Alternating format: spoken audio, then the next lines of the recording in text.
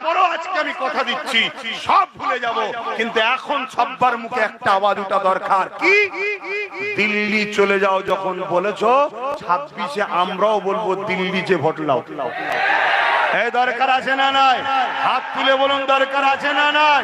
দরকার আছে না নাই?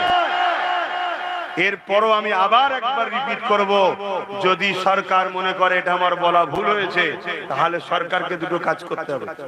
এক হলো এটা বলা ভুল হয়েছে তার প্রমাণ হিসাবে পশ্চিম বাংলায় নিন্দা বিল পাস করতে হবে।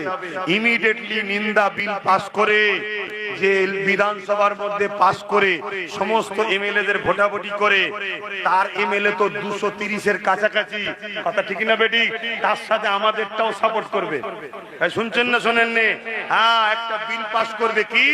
আমরা একত্রিত হয়েছিলাম পশ্চিম বাংলার অ্যাসেম্বলিতে যে আমার বাংলায় ওয়াকফ লাগু হতে দেব না, এই কাগজ